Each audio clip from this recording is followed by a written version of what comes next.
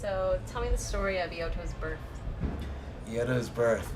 Well, both me and Travis are in the group String Cheese Incident, and I live out in Los Angeles, and String Cheese practices out in Colorado. So when I joined the band in 2004, I'd have to go out to Colorado for rehearsals, and when I'd go out there, I'd usually stay mostly at Travis's place.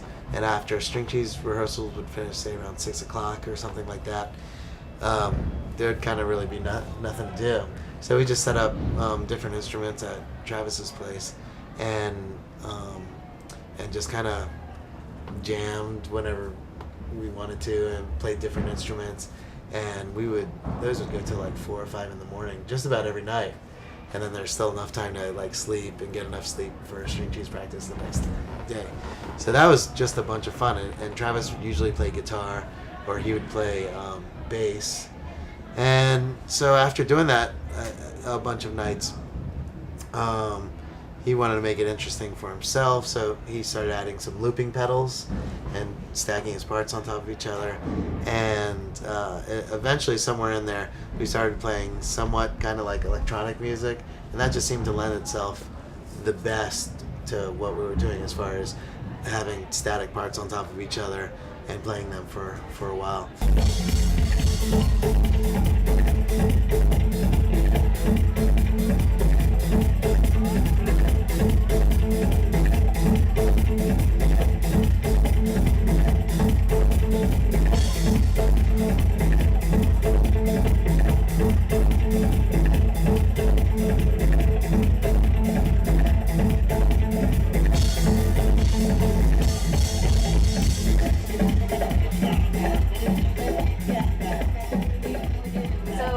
Electronic music was influencing you at that time? Were you listening to different things, or did it grow naturally? Well, at that time, without a doubt, Sound Tribe Sector 9 was a big force on the scene. Like, they found their zone. And this is 2004, but it seemed like they had really come into their own. And also Bass Nectar, who was a good friend of Kang's and Travis's from going to Burning Man for so many years, and he started opening up for String Cheese, which exposed him to the whole jam festival scene, and he just blew up from there. And so the DJ, from a band perspective, I would say some things that Sound Tribe did that were an influence, and but we knew it was going to be more geared towards like a DJ type of production thing.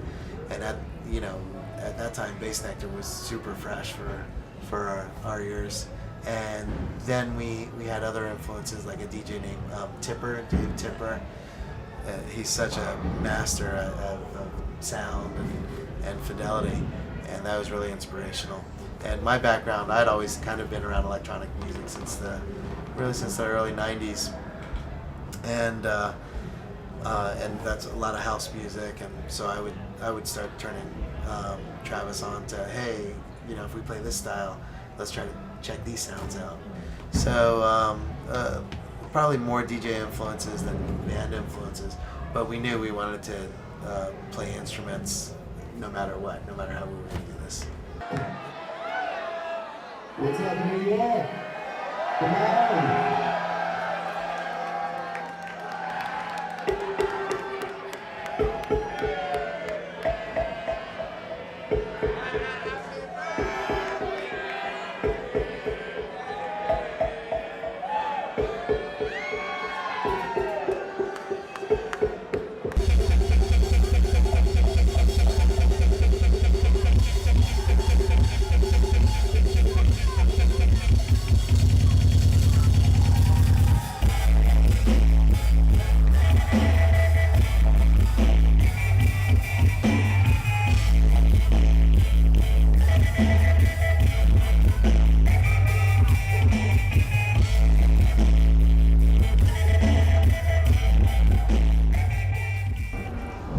studied music all over the world.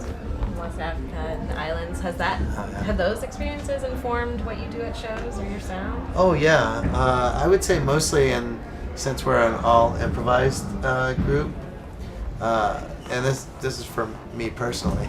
I know when I would go to other countries and I would play for, ceremonies or special occasions for the village and stuff, and there's times where you play drums for, hours at a time or even days at a time, and some of what we do, out of all the music I've played, this is probably closer to that feeling, like being so in the moment for the entire time and being able to switch on a dime and setting into just these straight grooves where you have to read the body language of the people that are out there, and you can't let it get boring, and you just have to keep the party going, basically.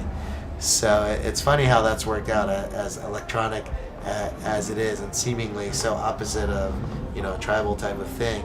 It actually touches more on that for me than almost any other music, because I think at its core it's people dancing and having a good time, which is a big part of the foundation of a lot of the traditional music too. So what makes for a good EOTO show? A good EOTO, there's lots of combinations. I mean, we feel consistent night after night. The venue makes a huge difference. The PA system that they have, when we're on a really good PA system, it makes us play way better, because all of a sudden, wow, we're finally hearing these sounds being realized that that's the way it sounds in our headphones, and it's accurately representing us to the crowd. And you can see when certain bass sounds come around, the crowd just reacts, or certain beats that I switch up to, the crowd reacts. And when you get that kind of a flow going, it's it feels like another level for the evening. So got some incidents last summer, a few more this summer. Can your fans expect a few more next summer? Summer spots? We really haven't even said a word about that. Maybe Winter Carnival has come up as far as a show in late January or the beginning of February, probably out in Colorado.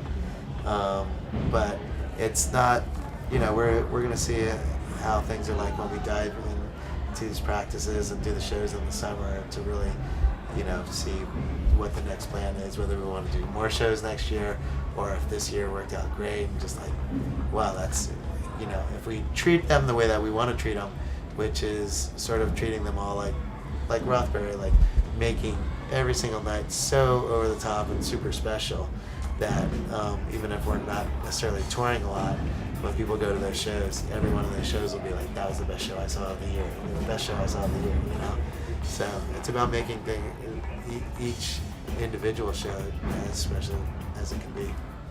So I solicited a question from your fans online. Uh-huh. This is the one I chose for them. So if a tree falls in the forest and no one is there to hear it, does it prefer dubstep or psych trance? That's really good. Wow. And no one, man. I got nothing. What the hell does a tree prefer? Yeah.